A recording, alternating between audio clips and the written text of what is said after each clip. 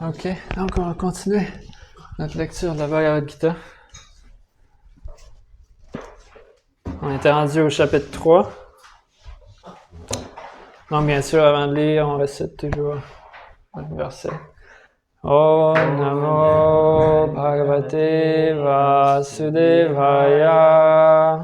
Om Namo Bhagavate Vasudevaya. Om Ajnanatimidandasya Gyananjana Shalakaya Chakshurunmilitam Yena Tasmai Shri Gurave Namaha Shri Chaitanya Manobhishtam Stapitam Yena Bhutale Svayam Rupa Kadamayam Dadati Svapadantikam Nama Om Vishnupadaya Krishna Prashtaya Bhutale Srimate Bhakti Vedanta Swaminiti Namine Namaste Saraswati Devi Gauravani Pacharine Nirvishesha Shunyavadi Paskachya Deshatavine Jai Shri Krishna Chaitanya Prabhu Nityananda Shri Advaita Gadadhar Shivasadi Gaura Bhakta Vrinda Hare Krishna Krishna Krishna Hare Hare Hare Rama Rama Rama Hare Hare Vanchakalpatarubhyascha Kripasindhubhya cha Patitanam Pavanebhyo Vaishnavebhyo Namo Namah. Ok, donc on était rendu au verset 27, chapitre 3. Karma Yoga. Ah, là, j'ai pas la même traduction de tout le monde. Ça. Ok. Anyway. J'ai tendance à préférer celle-là. C'est plus québécois que l'autre. La première qui ont. Anyway. It's a... you started this? Okay, because anyway. Is it necessary? It is? Okay. It's necessary. Ok. Donc, verset 27. Donc, on va lire. Aujourd'hui, on va essayer de finir le chapitre 3. Fait que, on a du pain sur la planche. Non, pas tant que ça. Là. Yeah. Ok. Donc, Krishna dit à Arjuna, Prakrite kriyamanani gunai karmani sarvashaha ahankara vimudhatma kartaham iti manyate.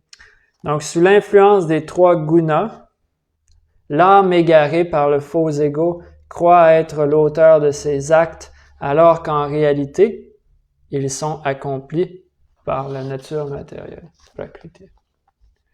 Oui, mais c'est un verset que la majorité d'entre nous avons entendu à quelques reprises, comment on l'a dit? Ouais, surtout, ouais. Ouais, quand Maharaj était là, il y avait c'est un des versets de prédilection. Quand il parlait du faux ego. Donc, ce qu'on va faire, c'est qu'on va essayer de lire plusieurs versets pour avoir une idée un peu du flow de ce qui se passe, puis après, on va essayer d'en revenir, au lieu de parler sur chaque verset. Un peu comme on fait, comme d'habitude. Donc, verset suivant. Tadvavitu mahabaho guna karma vibhagayo guna guneshu vartanta iti madvana sajjate. Donc, ici, Krishna il dit à Arjuna, il l'appelle Mahabhao, celui-là qui a des bras puissants. Il dit que les Tattvavites, ceux qui connaissent la nature de la vérité absolue, ne se préoccupent pas des sens et de leur plaisir, car ils savent la différence entre l'acte intéressé et l'acte empreint d'amour et de dévotion. Prochain verset. Vous pouvez réciter avec moi le sanskrit ici. 29. Prakriter guna samudha sajante guna karmasu tanakritsan vito matvan kritsna vinna vichalayet. Dérouté par les trois gunas, l'ignorant s'absorbe dans des activités matérielles auxquelles il s'attache. Mais bien que, par la pauvreté du savoir de leur auteur, ces actions soient d'ordre inférieur, le sage ne doit pas troubler celui qui les accomplit. Ça rejoint un peu les versets qu'on avait lus plus tôt dans ce chapitre-là, qui dit, Krishna dit, il y a du monde qui sont vraiment perdus, enchaînés par l'énergie matérielle, mais il dit, quelqu'un de sage, il ne leur dit pas de lâcher complètement leurs activités en disant, hey, t'es l'âme, tu n'as rien à voir avec ça. Mais dit quelqu'un de sage et tout, au lieu de ça, une façon de les engager dans des actions qui vont les purifier. Donc, on a encore un retour vers ce conseil-là. Okay, Krishna donne. OK, on continue. On va le faire en deux moitiés. On va se rendre jusqu'au temps que Krishna finit de parler. Puis après ça, la deuxième partie, ça va être la question d'Arjuna. Puis une réponse de Krishna qui va finir le chapitre. On va le séparer en deux. 30. Mahi sarvani karmani sanyasya dhyatma chetasa nirashir nirmamo bhutva yudhyasva vigatajvaraha. Aussi, me consacrant toutes tes actions, absorbant tes pensées en moi, libre de toute indolence, de tout égoïsme et de toute motivation personnelle, combat, ô Arjuna. Donc ça, c'est un verset vraiment pas pathétique dans le premier chapitre. Dans le début du purport, il dit « Ce verset indique clairement le but de la Bhagavad Gita. Donc c'est un verset assez clair. On va revenir. Ye me matam idam nityam anutishtanti manavaha shradhavanto nasuyanto muchante pi karmamavi. Celui qui remplit son devoir selon mes instructions et qui suit cet enseignement avec foi, sans envie, celui-là se libère des chaînes du karma. Ye tvetadhavyasu yanto nanutishtanti me matam salvagyana vimudhamstam vidinashtan achetasaha. Et là, Krishna dit, il parle de ceux-là qui font pas ça. Il dit, mais ceux qui, parce qu'ils sont envieux, négligent de toujours appliquer mes enseignements, ils sont sache-le, illusionné, privé de connaissance, voué à l'ignorance et à la servitude. Sadrisham chestate svasya prakriter jnanavanapi prakritim yanti bhutani nigraha kim karishyati. Même le sage agit selon sa nature propre, car il en est ainsi de tous les êtres. À quoi bon refouler cette nature? Indriyasyarte ragadvesho vyavastito tayornavashamagachet toyasya paripantino. Bien qu'éprouvant de l'attraction et de la répulsion pour les objets des sens, les êtres incarnés ne doivent se laisser dominer ni par les sens, ni par leurs objets, car ceux-ci constituent un obstacle à la réalisation spirituelle. Et là, ça va être le dernier verset de cette première moitié-là. Shreyan svadharmo viguna paradharmat svanustitat svadharme nidhanam shreya paradharmo bhayavaya. Donc Krishna dit, mieux vaut s'acquitter de son devoir propre, fût-ce de manière imparfaite, que d'assumer celui d'un autre, même pour l'accomplir parfaitement. Mieux vaut échouer ou mourir en remplissant son devoir propre que faire celui d'autrui, chose fort périlleuse. Donc, si vous avez déjà remarqué, il y a aussi un verset pratiquement complètement similaire à celui-là dans le chapitre 18, puisque Krishna dit encore la même chose. Il dit, mieux vaut faire son devoir de façon imparfaite que de faire celui d'un autre de façon imparfaite. Parce que mot pour mot, Krishna répète ça au chapitre 18. OK, donc on va reculer. 27.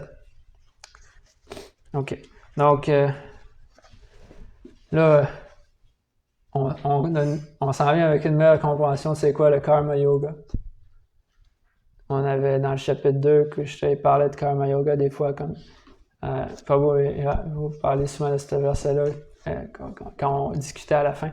Krishna disait d'agir, qu'il faut faire notre devoir, qu'on a un droit de faire notre devoir, mais qu'on n'a pas un droit au résultat de notre travail.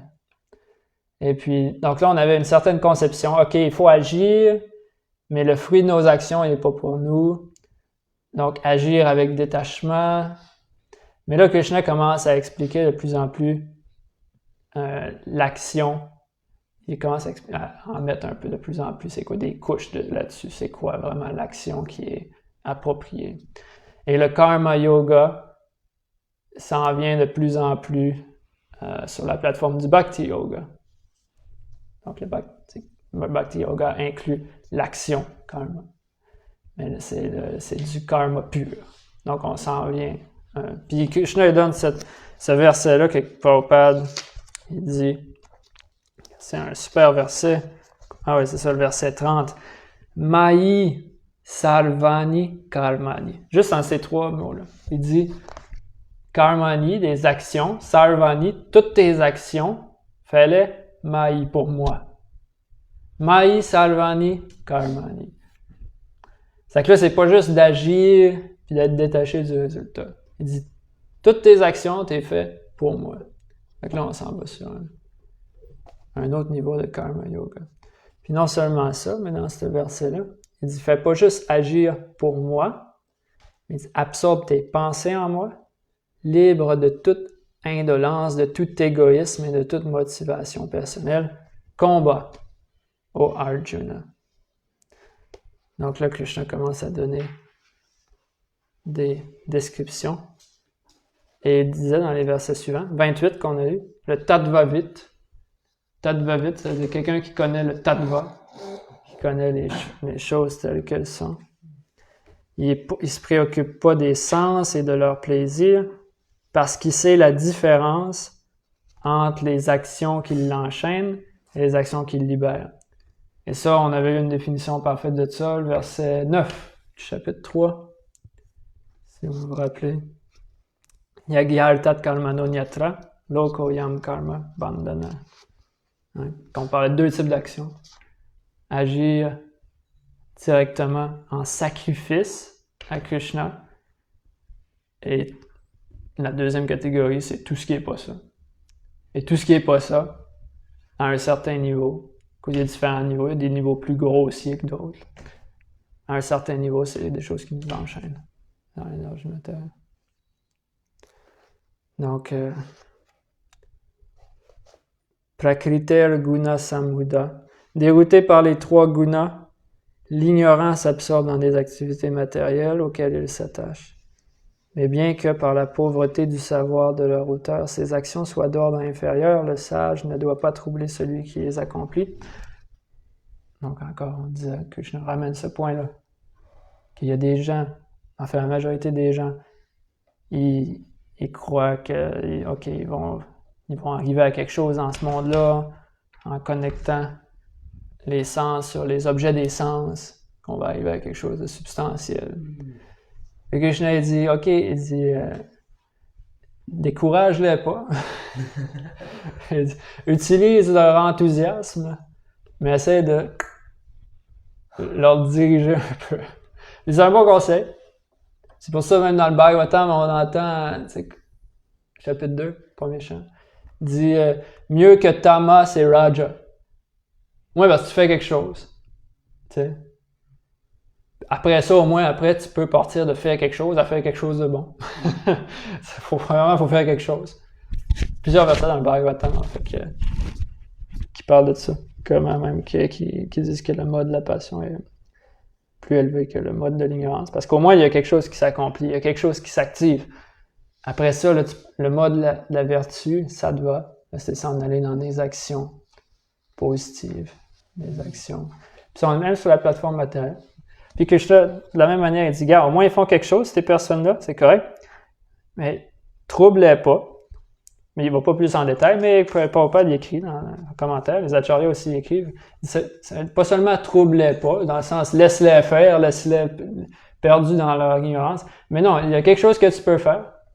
Prabhupada dit, non, ce que tu peux faire, c'est qu'on peut les engager. C'est que tu utilises leur enthousiasme pour dans un but spirituel. Comme à San Francisco, quand Jayapataka Maharaj, j'avais rencontré, comment il s'appelle, Jayananda Prabhu, qui était comme un niveau que tout le monde connaît dans ISKCON, qui était très déterminé dans son service à Krishna, Prabhupada. Anyway, le point, c'est que Jayapataka Maharaj, il se promenait dans la rue. Il s'appelait pas Jayapataka. Encore moins Maharaj. Puis, il marchait dans la rue, puis là, il a dit, hey, tu peux-tu venir m'aider? Puis là, il dit, t'es-tu capable de tenir ce clou-là? Il est en train de construire le chariot pour le Jagannath. Il dit, peux-tu tenir ce clou-là? Puis là, toum! Il dit, hey, t'es vraiment bon pour tenir des clous, tu peux-tu en tenir un autre? Puis après ça, comme il était comme next thing you know, il était passé la journée là, il a fait de même. Fait que, donc c'est ça, le but c'est que le point c'est qu'on trouve une façon de connecter les gens à un travail spirituel. Donc ici, Arjuna, c'est un kshatriya. Krishna il a dit plusieurs fois dans le chapitre 2, il a dit t'es pas le corps, puis après il a dit t'es un kshatriya. qui a une qualité matérielle, mais quand même.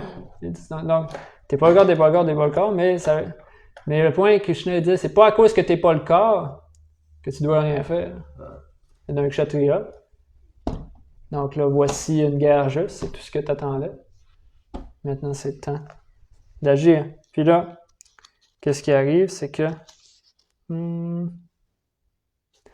en agissant comme ça, verset 31, il dit que c'est ça qui nous libère des chaînes du karma.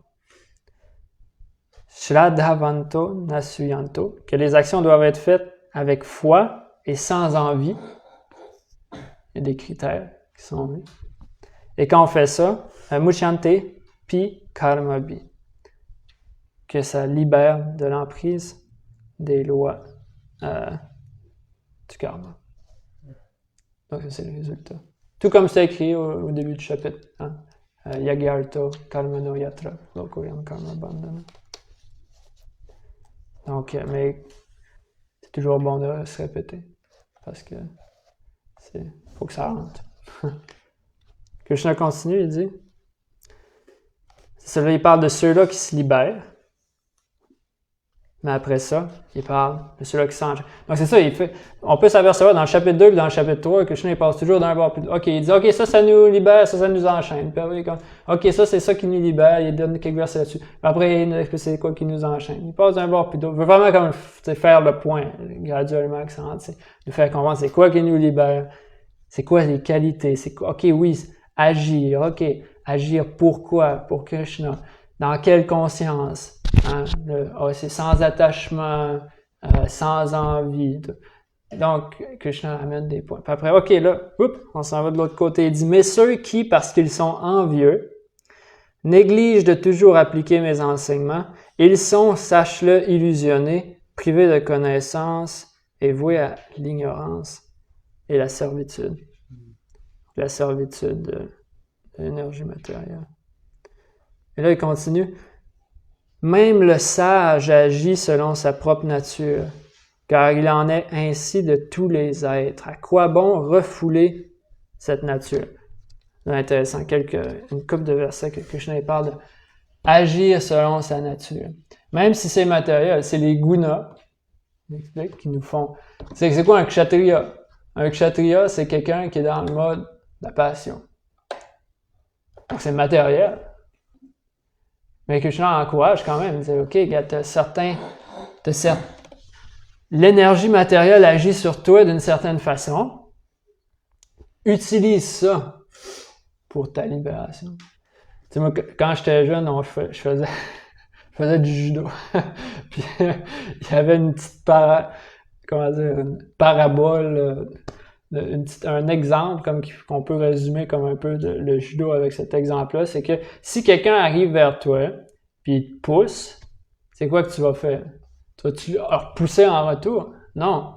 Le judo, c'est que si quelqu'un te pousse, eh bien, tu as différentes techniques que tu le laisses aller vers toi. Tu utilises sa force pour le faire tomber, tu utilises sa force contre lui. Donc, il y a un certain mouvement qui est là, c'est que tu joues avec la continuité de ce mouvement-là pour le mettre KO. Et c'est la même chose, ce procédé-là que Krishna parle.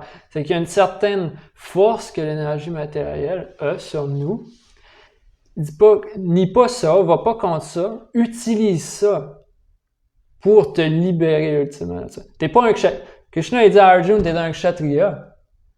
Ultimement, il n'est pas un kshatriya, parce que comme Krishna va l'expliquer encore et encore, tout ça, c'est des désignations matérielles. C'est à cause que le Rajagun est là. Quelqu'un est un kshatriya à cause de ça. Mais tu vas pas contre ça. Utilise ça. Purifie-le dans un but spirituel et tu vas te libérer de ça. Donc c'est comme le procédé que Krishna parle.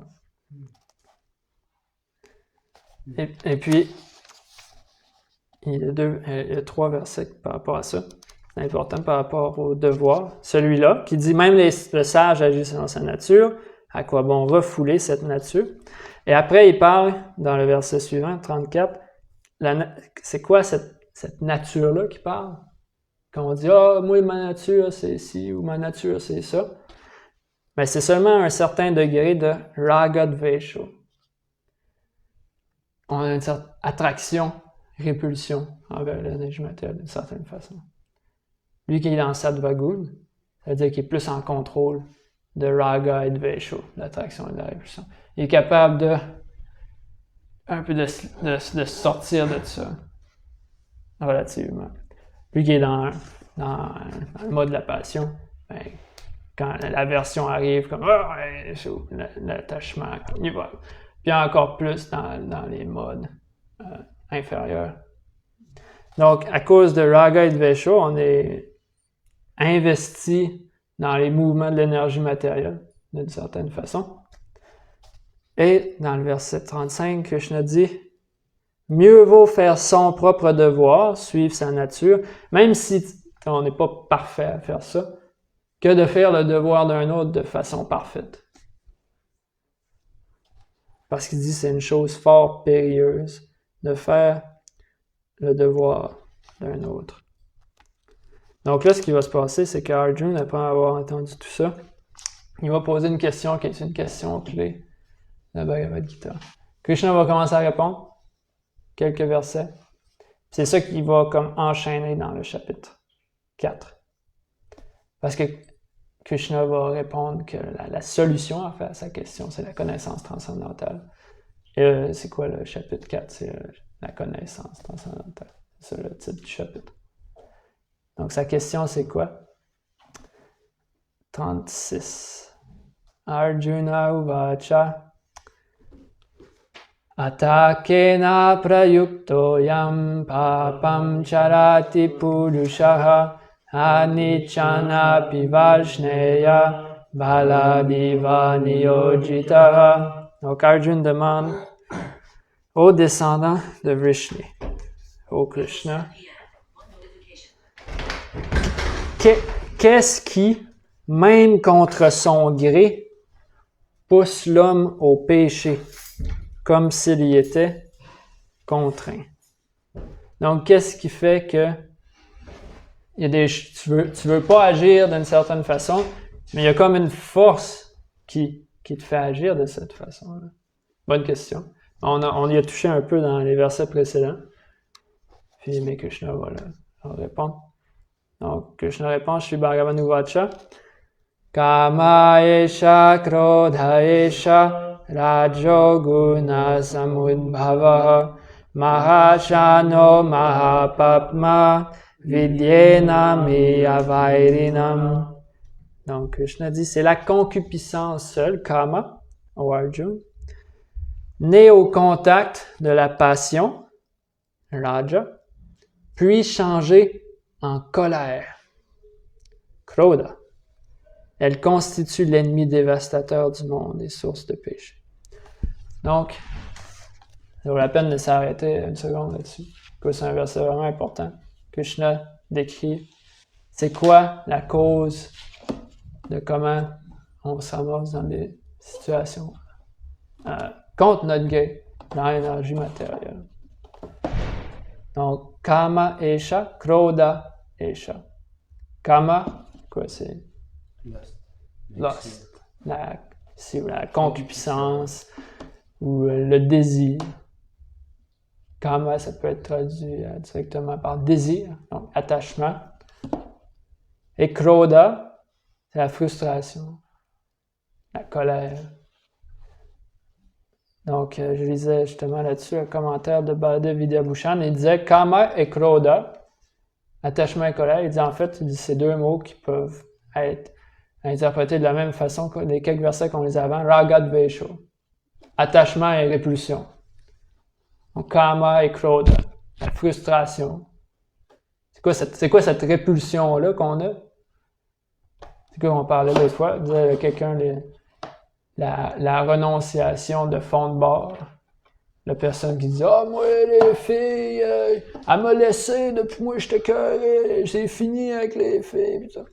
Mais tu sais quoi, mais tu sais bien que c'est ce même gars-là, la prochaine fois qu'il va voir une fille, il va...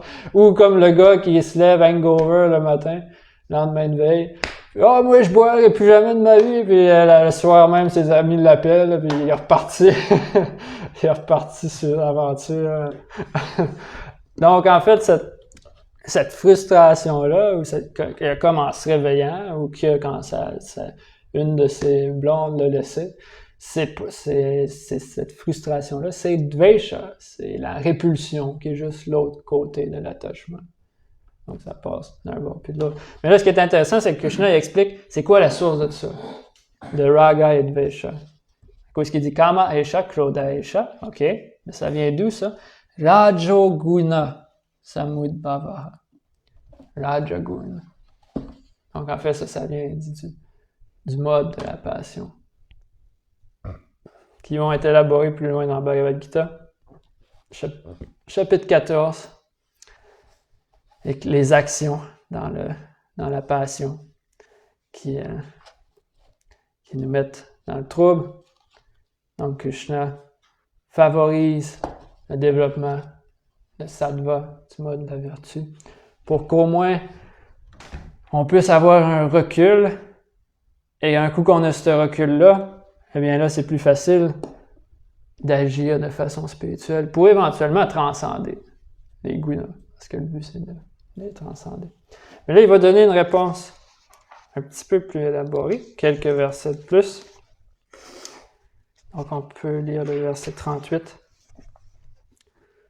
Dume navriyate vanir yatadhalsho malena cha yatolbhe navrito garbhas tatate nedamavritam. Donc 3 métaphores ici qui sont données pour dire que cette concupiscence-là, eh bien, elle recouvre les êtres vivants à différents degrés. Donc, de la même manière que la fumée masque le feu, que la poussière recouvre le miroir ou que la matrice enveloppe l'embryon, différents degrés de concupiscence recouvrent l'être. Donc, ça, il explique, c'est pas noir ou blanc. Que soit t'as de la concupiscence, soit t'as pas de concupiscence. C'est différents degrés. Puis, Prabhupada il décrit dans son commentaire que c'est pour ça aussi qu'on a différents types de corps. Ça, c'est intéressant à savoir. Pourquoi quelqu'un est dans un corps de chien, d'arbre, d'humain, ou plus haut même de demi-dieu, de dévata.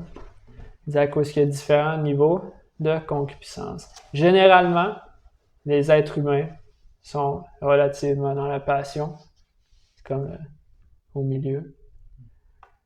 Donc, naturellement, ils vont se retrouver avec ce problème-là. Donc, OK, on comprend ça, différents niveaux de concupiscence. Maintenant, Krishna dit, 39, Avritam jnanam etena jnanino nityavairina kamarupena konteya dushpulena nalena cha. Donc, c'est quoi la nature de cette concupiscence-là? On va l'entendre. Ainsi, ô fils de Kunti, ô Arjuna, la conscience pure de l'être est voilée par son ennemi éternel, la concupiscence, qui est insatiable et brûlante comme le feu. Donc, insatiable et brûlante comme le feu. Donc, on pense ça, on a un désir. C'est quoi la nature d'un désir matériel? C'est qu'on se dit, on va le satisfaire, puis c'est quoi, c'est ça que ça veut dire? Le mot satisfait, ça veut dire, on va le satisfaire, puis ça va être satisfait. Tu dis c'est son ennemi éternel? Ouais, en tout cas, ça, on peut revenir à ce point-là. Ce qui arrive, c'est que on essaie de satisfaire le désir matériel, puis ce qui arrive, c'est qu'on en a plus après. Les désirs matériels. C'est comme, on va donner l'exemple de mettre du ghee sur le feu. Puis, mais il y a juste plus de feu. C'est comme, plus ou moins, un procédé qui fonctionne plus ou moins. On va juste lire les quelques derniers versets. Donc, Indriyani mano buddhi lasyadhishtanam uchyate eter vimohatyatyesha jnanam avritya dehinam. Donc, où c'est ce que c'est, ce karma-là, cette concupiscence-là? Arjuna, c'est un combattant, donc il veut savoir où l'ennemi. Le commentateur explique ça. Arjuna, c'est un combattant. Il dit, où l'ennemi? Où la concupiscence? C'est que là, Arjuna, il va le dire. Pas Arjuna, Krishna, il va le dire. La concupiscence, elle est dans les sens, elle est dans le mental et elle est dans l'intelligence. Cette concupiscence-là qui égare l'être en étouffant son savoir véritable. Donc, la concupiscence est dans les sens, dans le mental et dans l'intelligence. Donc, il y a un procédé de nettoyage qui doit être fait. Et là, Krishna commence. Là, il a dit c'est où, là? Hein? Il a dit c'est où l'ennemi? Ouais. Maintenant, il va dire comment est-ce qu'on fait pour attaquer l'ennemi. Tasmat tvam indriyanyado niyamya bharatarshava papmanam ajahriyenam jnana vijnana nashanam. Aussi, ô Arjuna, commence par enrayer le fléau de la concupiscence, source même du péché, en réglant tes sens.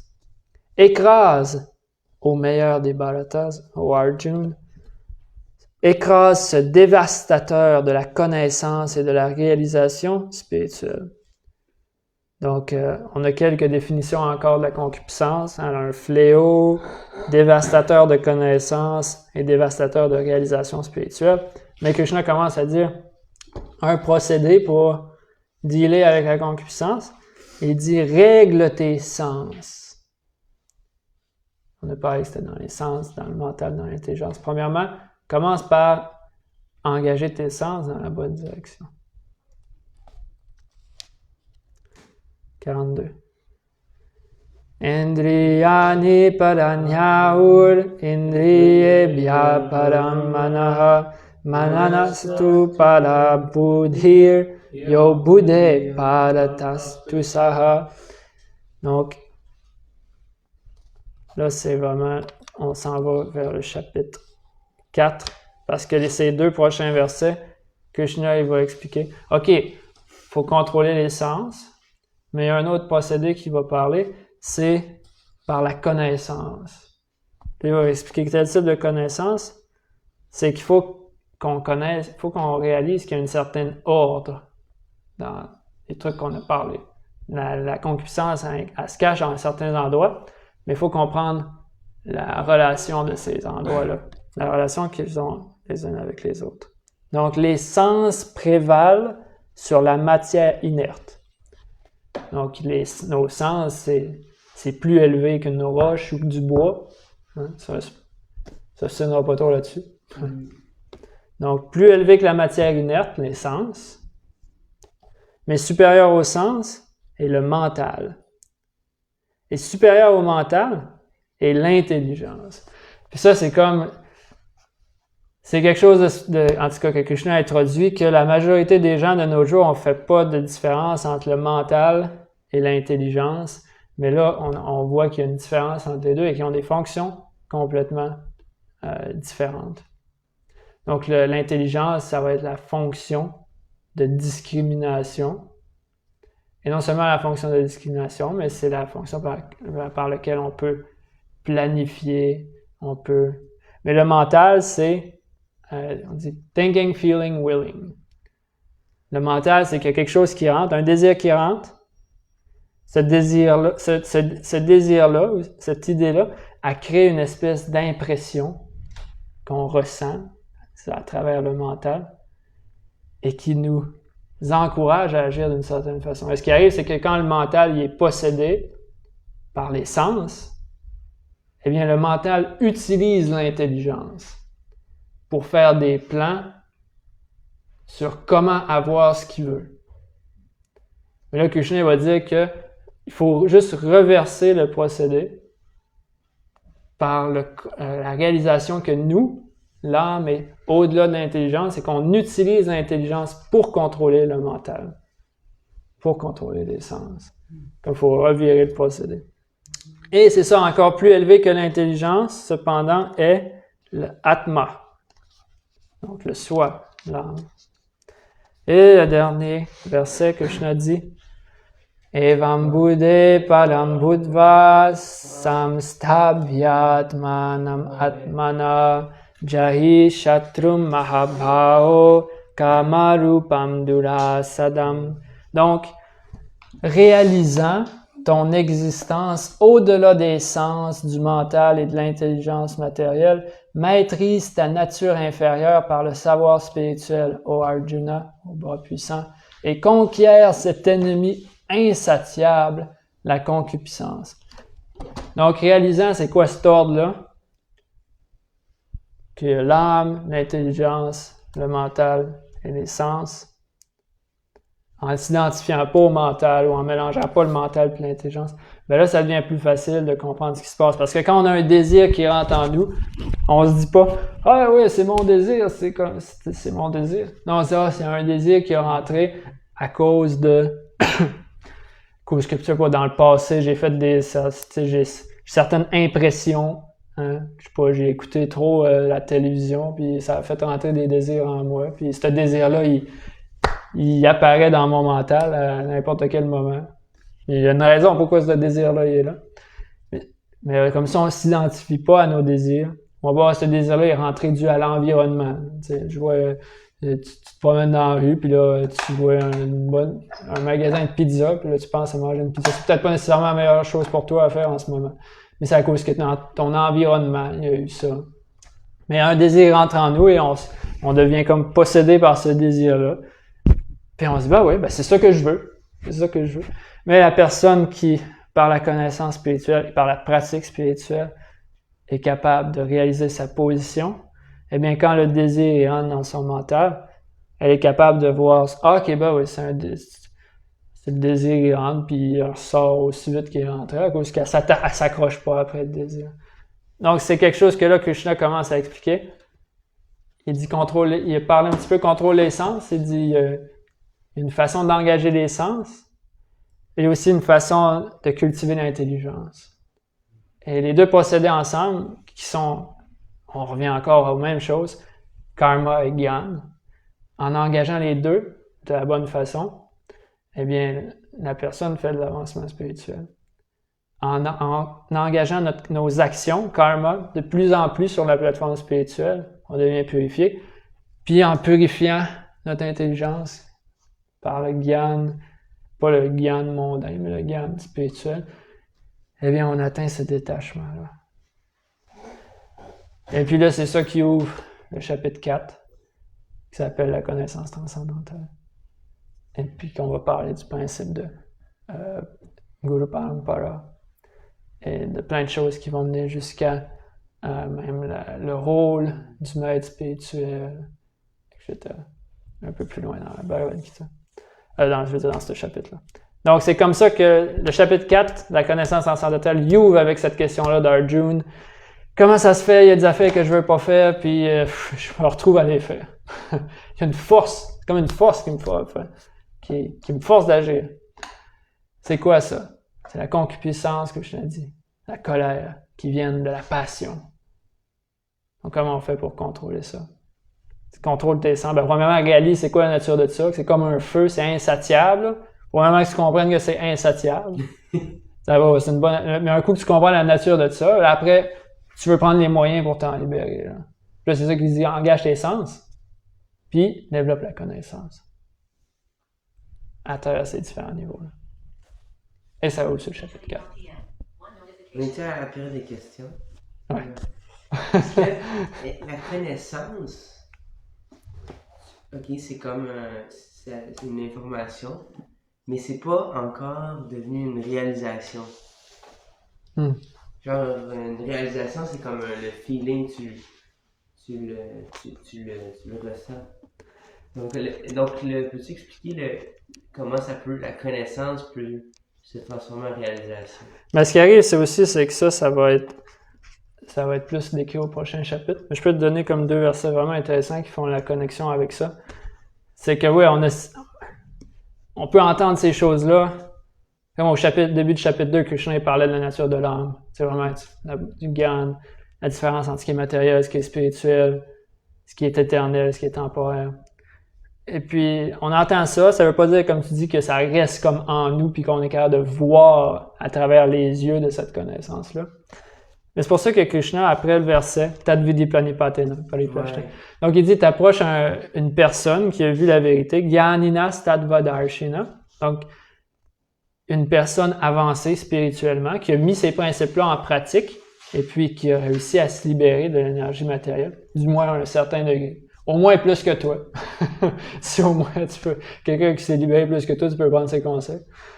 Puis ce qui arrive, c'est que quand on fait ça, le verset suivant, qui est le verset 35, Krishna dit Yaj Gyatva na punar moham Evam yasyasi pandava yena bhutanyasheshani drakshyasyaatma nyato mai. Il dit, lorsque ainsi tu connaîtras la vérité, tu comprendras que tous les êtres font partie intégrante de moi, qu'ils vivent en moi et m'appartiennent. Donc, tu vas être capable de comprendre ça. Tu vas être capable d'avoir cette réalisation-là quand tu vas prendre le procédé d'approcher des personnes qui ont mis en pratique ça et qui, eux, ils peuvent voir un peu c'est quoi ta situation puis qui peuvent t'envoyer dans la bonne direction. À cause que, tu sais, c'est comme s'il y a une perspective plus élevée, comme si je sais pas, t'es dans un labyrinthe, tu sais, ils font ça dans des headsets, là. Des labyrinthes. Tu sais pas où est-ce que tu t'en vas. Mais si ton ami a un drone, là, il est à côté de toi, il a un drone, puis il a hâte de voir d'une perspective plus élevée que toi ce que tu as accès. Ben là, il peut te dire non, va-t'en pas par là, va-t'en par là. Puis en suivant ces conseils comme ça, ben rapidement, tu peux te sortir puis arriver à cette réalisation. Donc c'est un aspect. Mais aussi, on peut aussi méditer sur dans tous ces versets-là, Krishna il parle du possédé, il dit d'agir, par exemple, il parlait du karma yoga pur, qui est d'agir pour lui, Mayi Salvani Karmani. Mais il fait pas juste dire ça, il donne plein de petites caractéristiques dans ces versets-là. Oui, celui-là qui agit pour lui, avec foi. Celui-là qui agit pour lui, sans envie. Celui-là qui agit pour lui, sans attachement aux résultats. Donc, en méditant sur ces différents points-là, qui reviennent constamment dans la Bhagavad Gita, sur ces différentes caractéristiques, donc agir pour Dieu, mais avec certaines caractéristiques, mais quand on applique ça, ben on a le résultat. Parce que c'est ça que Krishna disait. Il dit, ceux-là qui arrivent à se libérer, c'est ceux-là qui agissent pour moi, sans attachement, sans envie, avec foi, etc., etc. Donc, on peut regarder ça et essayer d'appliquer aussi les caractéristiques secondaires.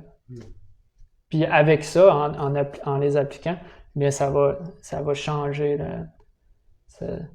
C'est comme si tu fais une expérience en science. Là, puis tu fais tout comme du monde, mais il y a une couple de petits détails. On le chauffe faut le chauffer jusqu'à 105 degrés. Pour moi, 95, 100, c'est assez. Puis, on tourne les coins ronds un peu. Ben, c'est normal qu'on n'arrive pas exactement au résultat. Donc, c'est intéressant aussi de contempler les détails que Krishna va donner dans ces versets-là. Voilà. Est-ce qu'il y a différentes... Krishna va renchérir là-dessus dans les chapitres suivants, sur comment cette connaissance-là va vraiment s'établir. Mais c'est toujours les deux mêmes points, karma puis gyan. C'est proper action, proper knowledge.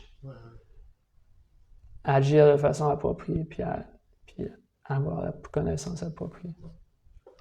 Et si, mettons, tu agis de la façon appropriée, mais tu n'as pas la connaissance de tes actions.